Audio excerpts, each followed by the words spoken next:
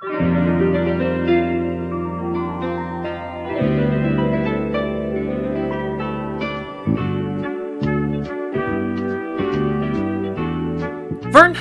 Unkevined bread. Vern, you and I were talking recently about a subject that I have found very compelling, and I thought it was about time we brought it to the people. I think our mental prototype is ready for the folks out there in listener land. Okay. Yes, it's very funny to me now that I know what it is that you're talking about. But yes, I agree. It's very important that this gets out there. This idea, of course, came about. I was watching my second favorite show of all time, television's Lost, and one of my favorite characters, who I refer to online as my wife, not the Borat kind, the regular kind. And this character came on screen. She is, of course, Juliette Burke, played by actor Elizabeth Mitchell. She has blonde hair, kind of a very pretty, but kind of like a scrunchy face, an interesting nose. She has a character to her, I think, that sets her apart. She is not a Rose Huntington Whiteley or something like that, even though, again, beautiful woman. But I shared that on my Instagram story, and you commented, "Boy, all of your crushes are really Charlotte Flairs, huh?" And I sat there. Of course, Charlotte Flair, WWE superstar, many-time title holder, married to the hottest man in existence, the Queen. Yeah, the Queen, daughter of Ric Flair. Just my favorite professional wrestler. If anyone is to murder me, I do hope it is Charlotte Flair. And I sat there and I thought about that and I said, And so I went to Google Images and I found a picture of one of my other big crushes of my adult life. I've discounted the childhood crushes and the crushes of my adult life. And I found a picture of actor Gillian Jacobs, who of course plays Britta on TV's Community. And I sent that to you and I said, "Is this a Charlotte Flair?" And you said, "Oh, yes, this is a Charlotte Flair." And so that got me thinking in what I'm sure this episode will be called Boner Origins, where one's taste in not the opposite sex, anyone that you are romantically interested in. I myself am a bisexual man, but I do also, I think, probably have a type in that direction as well. But that one's taste in actors in particular can all be traced back into one central figure, the Rosetta Stone of your attraction to another space, another being. This is something I would like to explore. This is a clumsy metaphor, and I don't want to sound demeaning or sound like I am placing women beneath another thing. It's not that. It's no. This is just how my dumb brain processes it. It's just like, for a long time of my life, my favorite band was the Beatles, and I can look through at all the music I enjoy now, and I can see where they're essentially just like Beatles songs, but with exponents, and they all circle back to that very first Beatles song I ever heard, and there's just a through line through all of that stuff. You're saying that this also applies to just like the men and women that we are attracted to, that we fall in love with, that we spend our lives with and long to spend our lives with, or whatever it may be. Yes, and obviously you can have a type in fiction that does not correspond directly to your own like real life partner, because your own real life partner is someone you know and someone you grow affection to in many other ways that are not merely physical or talent based. I do find skill and talent to be very attractive as well. Absolutely. But there is this central idea that we can keep funneling in and out of, again, forgive the visual there. Vern, I have a vague idea of your type based on certain people that I know that you are attracted to. Speaking of wrestling, I know there's, of course, Billy Kay of the Iconics. Of course. I believe Paige as well. Yes. WWE Diva Champion, Paige. Yeah. Fighting with My Family's Paige. Yeah, absolutely. Billy Kay is there. Right now, they don't quite have a type like that in AEW. At least if they have, they've not really kind of blown up yet. I'm a big fan of AEW. I think has a dearth of female wrestlers. They do have a dearth, but they just not to smear AEW. Oh no. They just have not. They don't have a type that's quite as like synonymous, if you will. Certainly. But they do have their Charlotte type, Dr. Britt Baker, DMD. She's a dentist, and I know that if we were to take a break right now, and you were just to do a cursory YouTube search, and just watch like the first 3 videos that came up with Dr. Britt Baker, you would come back just absolutely in love with Dr. Britt Baker. I understand. The ladies I have found attractive in like media, and that I've had like young childhood crushes on, like kind of follow that path. Whenever you and I were talking about this in those Instagram messages, the person I brought up was Sophia Coppola. And I mean nothing against Sophia Coppola at any point. She is remarkable, like a remarkable director. Mm-hmm. It's just, I don't usually hear her come up in the conversation of big crushes. I think myself in a franchise that includes Diane Keaton and the actor who plays Apollonia, forgive me. It's just very interesting that Sophia Coppola is the one that jumps out to you. And I mean, again, Sophia Coppola, a beautiful woman. It's interesting. Myself, Quentin Tarantino, and the lead singer of Phoenix. Those are the 3. Phoenix, I think, scored a Sophia Coppola movie, if I remember correctly. He scored, Phoenix scored... Somewhere? That, and also Marie Antoinette. And then also there's a chamber band that's playing in one of the scenes, and that is Phoenix.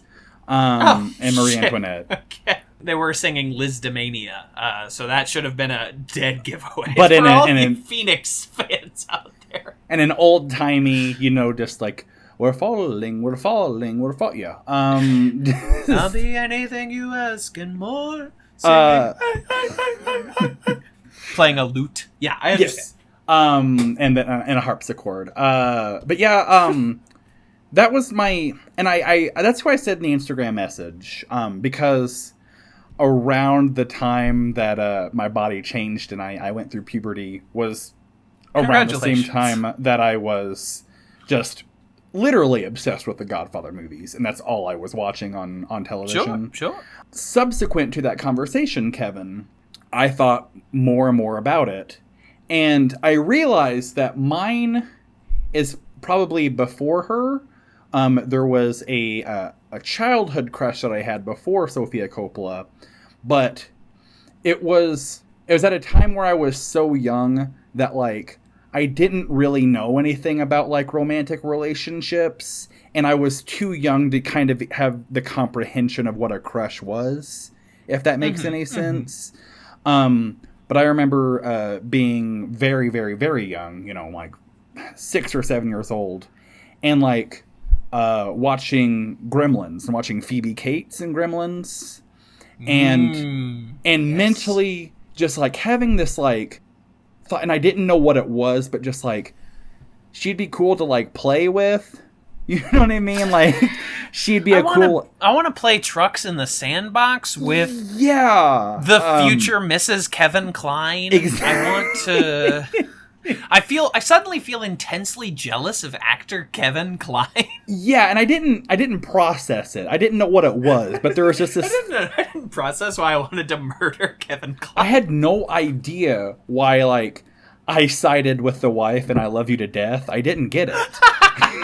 I didn't understand why I was like, yes, kill Joey, and why I kept didn't getting upset understand why, like, when I was watching French Kiss, I was just like, Meg Ryan, you could do better. You don't need him. I didn't understand, like, why I paused, was it Dave, to, like, read about presidential assassinations, and I just didn't understand. Why when I was watching Dave, I ordered my John Hinckley Jr. poster from Redbubble. I just didn't like understand. I didn't get it. And, you know, honestly, while I sit and think about it even more, as a young kid, I was this was maybe around the same time as Gremlins, maybe a little bit before Gremlins.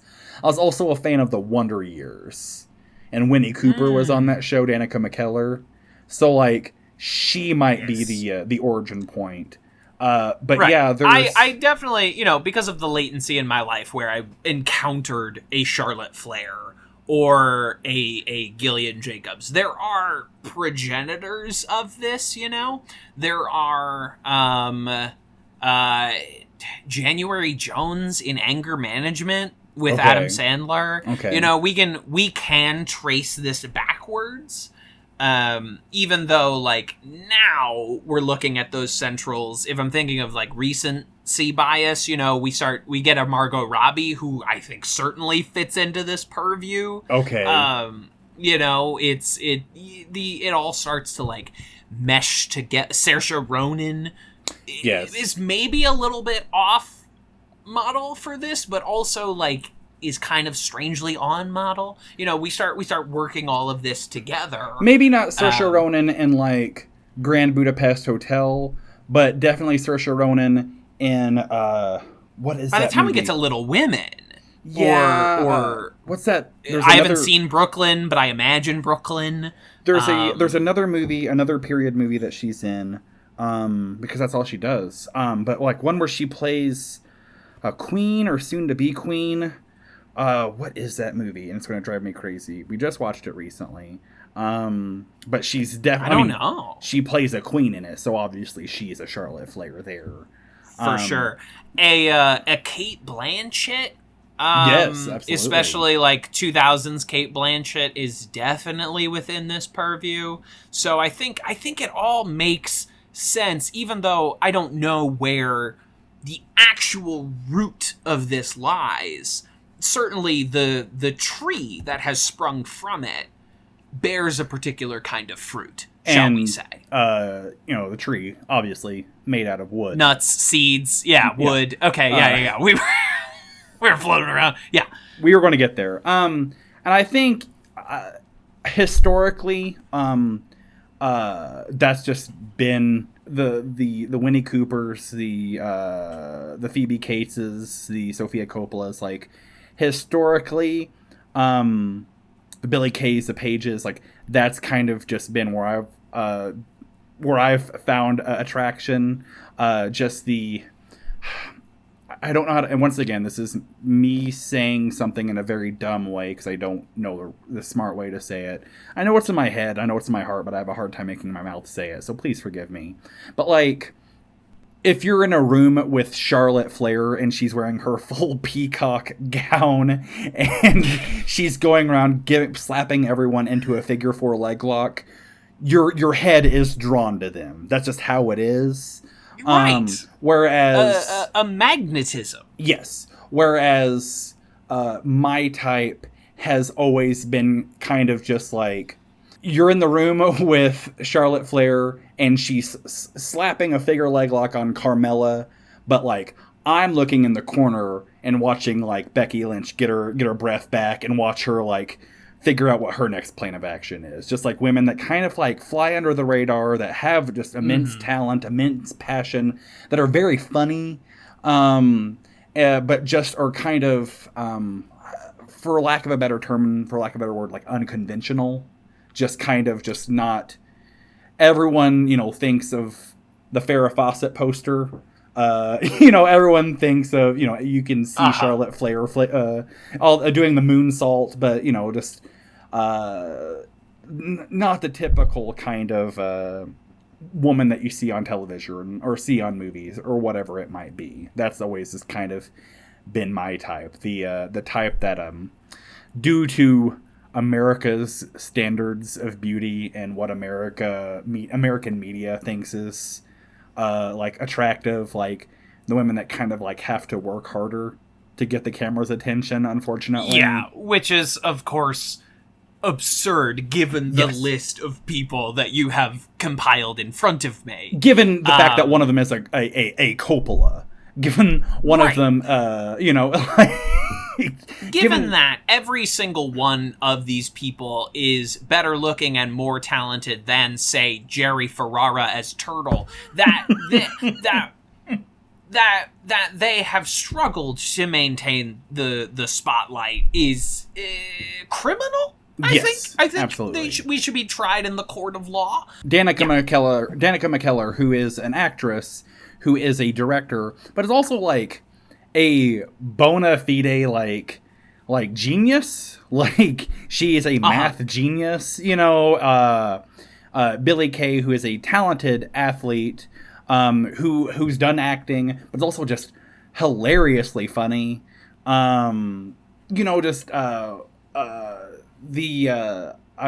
attracted to multi-hyphenates, so much so that I married one.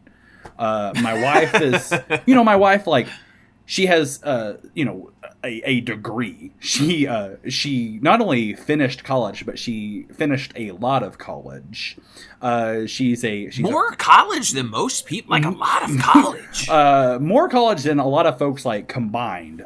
She's a pharmacist, but she also comes home and she like does oil paintings and does photography, and she. I've always been a fan, and this is true of just like me and art in general. Just I really enjoy multi-hyphenates, and I really enjoy people who do multiple things and do multiple things very well. That's always been something that I've been very attracted to. Absolutely. All the actors I like, all the directors I like, all the musicians I like. Certainly. I'm a big Talking Heads fan, but like one of my favorite things by them is the movie True Stories. There's just sure. David Byrne's American Utopia. Absolutely. Okay. I don't know where I got with this, but I think I found the root of this tree. My tree. Oh, for your... Okay, gotcha. I think I found... Patient Zero, Typhoid Mary of my sick sexual tree. Is it Typhoid Mary? If we go back to... I wish. If we go back to what I was watching at the appropriate time where, like, my taste would be developing alongside my body, and speaking to the movies I would have been watching at that time, and it's actually a franchise of movies that I've brought up extremely recently on social media and posed a bizarre thought experiment about. But I think the root of this tree, the titular Spy Who Shagged Me herself, Heather Graham as Felicity Shagwell. And she is most definitely, in that same purview. And I think that's it. And which is, it retroactively makes a lot of sense that I would have like hinged an early conceptual Puffin character on the concept of Heather Graham. That I would have between Austin Powers, the Lost in Space movie, which is terrible, but I love, the one episode of Arrested Development, like it starts always the one episode of Arrested Development. You've not mentioned Scrubs yet, but I'll go ahead and do that one for you. A small episode arc on Scrubs, that it can all be traced back to, and Kevin, Heather Graham. Can I also point out something?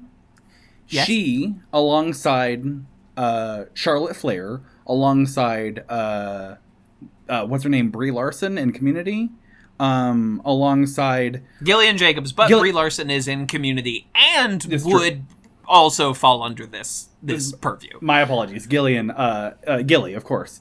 Gilly. But all of those women are women that are in very silly, goofy circumstances who are trying to keep everything, like, straight in their own head, and, like, because of the goofiness around them, like, kind of question where they're at. Like, they kind of are gaslighted by their surroundings. They all, like, you know what I mean? They all have the same, like, Heather Graham is the one, like, voice of reason in The Spy Who Shagged Me. Charlotte Flair, like, she's just like, I want to fight in a world where there's, like, a man who wears a mask who also has puppets who, like, chokes people out. Yes. You know, like, in a world where Bray Wyatt exists, Charlotte Flair is the Rock in the Storm. Yes. You know, like, in a world where everyone is just like, it turns into a zombie apocalypse at Greendale. Your Gilly is, you know, just like, what are we doing? You know, like, she's playing it on the lip. Huh. Kevin's, so it's not so much Kevin's type as a Charlotte Flair. Kevin's type is a Heather Graham. Heather Graham. A rock in a storm, as you said. And as someone who feels as if their mind and life is indeed some kind of storm, it does make a lot of sense that I would find The Rock very attractive. I guess, you know, Dwayne The Rock Johnson, but the Rock in the Storm specifically. Yes. Although, you know, Dwayne The Rock Johnson, especially, like, 2000s, like, WWE Rock. Yes. I'd climb that rock. Yeah, I'd sleep on that rock. Absolutely. Now he's too intimidating. Now I would be afraid that he would kill me accidentally through no fault of his own. It suddenly started storming outside my window, and believe you me, if I was outside and I saw The Rock, like, I would definitely grab his leg. But, like, for shelter, if the wind was picking up, I know that Dwayne's not going anywhere. Of course, he'll lay the smacketh down on that Rudy Poo storm. But, like, yeah, like, Kevin, like, and not just saying this is only you, but, like, knowing a little bit about you and knowing your life, like, you've been in circumstances that are so outlandish, ridiculously wrong. Like, they become parody almost. They are just goofy and just how ridiculous they are.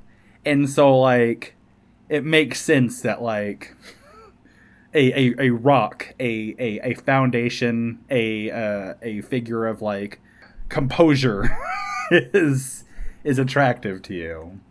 Wow. I've learned a lot. I don't know about you. I've learned a lot about myself today. This is kind of what I was hoping. I don't know if this was funny, but hopefully it was, like, interesting to watch a man come to terms with, like, his sense of self and and his, like, the stance of his subconscious brain. I hope that was interesting. Listener, feel free to do this thought experiment with yourself and, like, you know, write at us, tweet in at us. Yeah, I would be curious to find what you all would leave a review on iTunes. Yeah, there we go. Leave a 5-star review, because you can use whatever name. Leave a 5-star review and tell us about your own the world tree of your sexuality, the Yggdrasil. Tell us what lies in the roots of your world tree vis-a-vis horniness. You know, and I've talked about it a little bit on this show, and I've talked a little bit about it just in life in general, but, like, I was going to, whenever I was living in Washington, I was going to counseling at a place called Mindful Therapy Group, and they taught me, like, mindfulness, and they talked a lot about mindfulness, and a lot of, like, what they taught me is in regards to, like, core beliefs. And what's really cool about that, and we'll get back on track in a second, but I just need to give an example, is that, like, because I know my core beliefs, I can realize that, like, all these little things in life that kind of get on my nerves and, like, kind of frustrate me, it's not really about that thing that's frustrating me. It's all about the one core belief that's at that problem's root. So, like, indeed. So, like, if I'm having trouble with the internet and the internet's cutting out and I'm getting frustrated, it's not because I'm frustrated with the internet.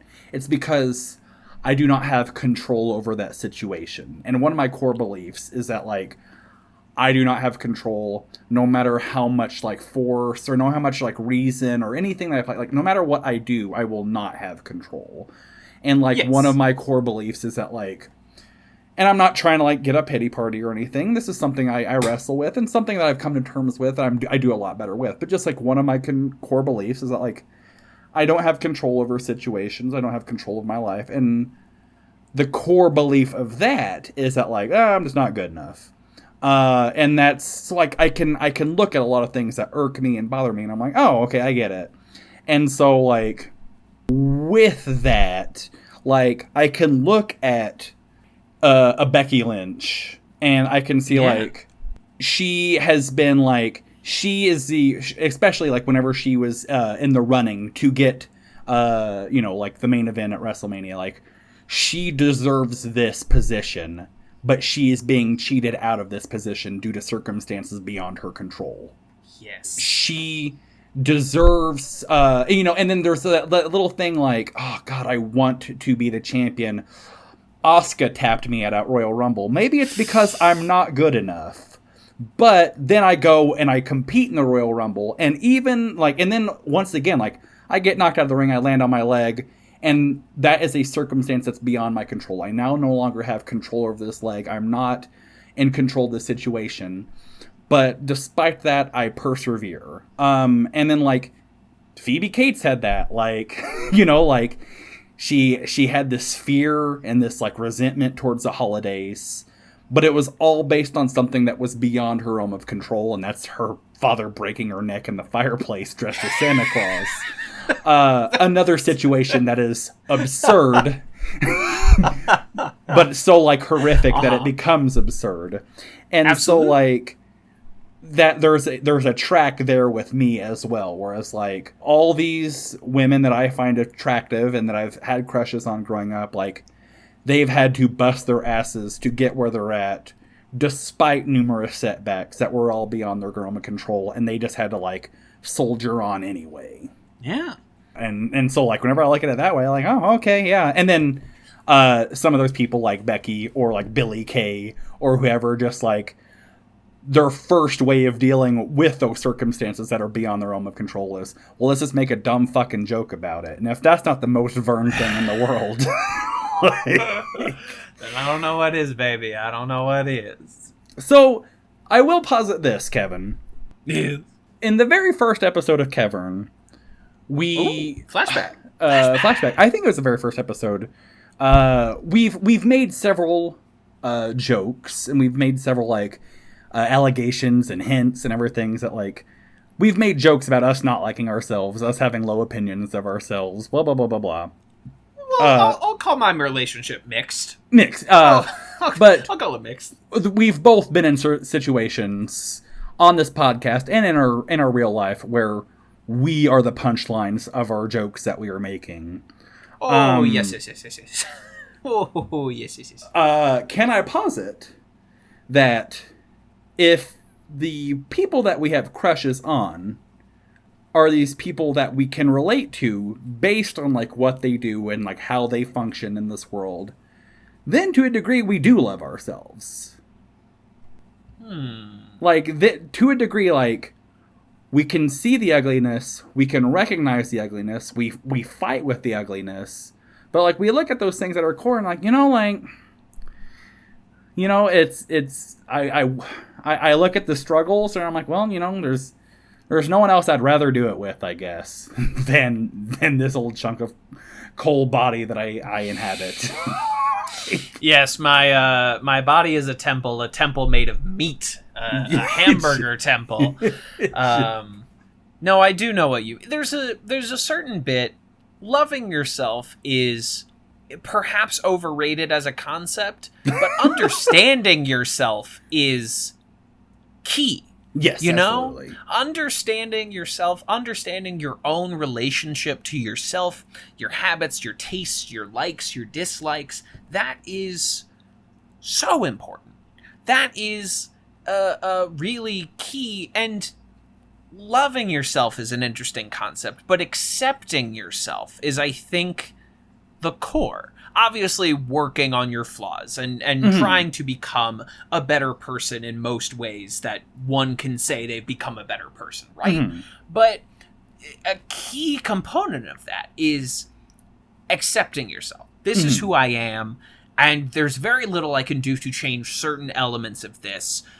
So once I've accepted that, I can then work on whittling off those less desirable parts, knowing that the majority of this will never change. Knowing that there are just certain indelible parts of this, of me, or of yourself, that we cannot move beyond, that we cannot fix the trunk of the tree, but we can trim its branches. We can whittle off some of those knots that are impeding further growth. We can do things to make the tree better, but you can't change a birch into an oak. Yes. We are, at our cores, we are the types of trees that we are. And I mean, whenever I say, like, love yourself, like, I don't mean, like, well, I guess I'm okay with being a big piece of shit. You know, it's... I'm perfect. No further work to do here. No, I know what you're saying. I was not trying to undermine what you were saying. No, I know. I'm just... I just want to reiterate, like, part of loving yourself and being in a relationship with yourself is, like, wanting yourself to succeed and wanting what's best for yourself. And part of doing that, part of that process is, like, doing things to resolve any impediments, cutting the knots out, trimming the branches, shaping things up, and, things like that, watering what needs to be watered, whatever. Like, this is not a tree metaphor, but it's a yard metaphor. Like, I know weeds are going to spring up, and I know those weeds are going to be unsightly, but I can still, like, treat the lawn around them, and I can still mow it and everything, so, like... Yeah.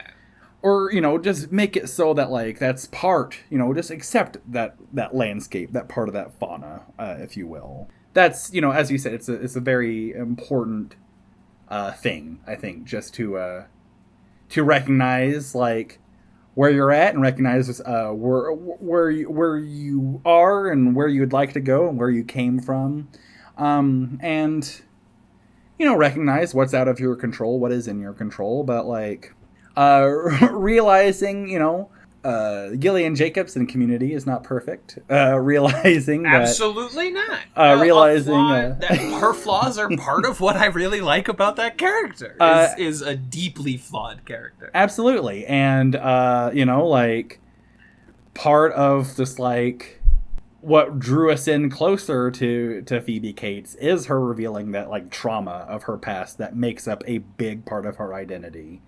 Right. I don't love Margot Robbie as Tanya Harding because she's some perfect being.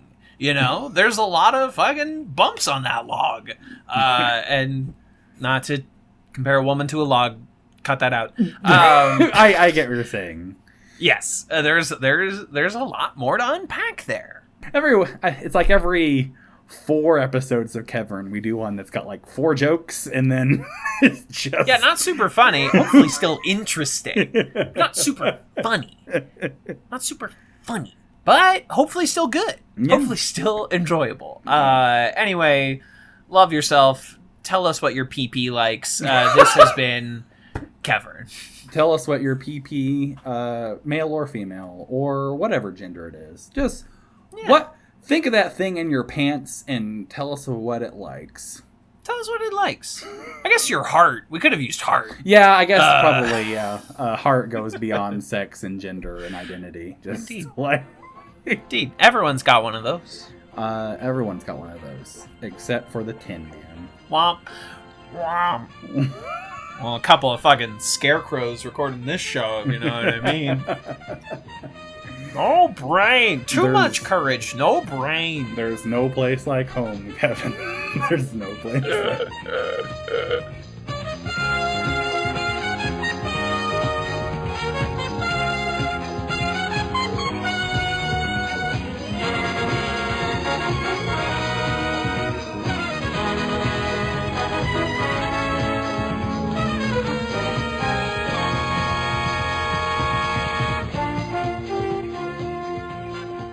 This has been a Talkback Podcast.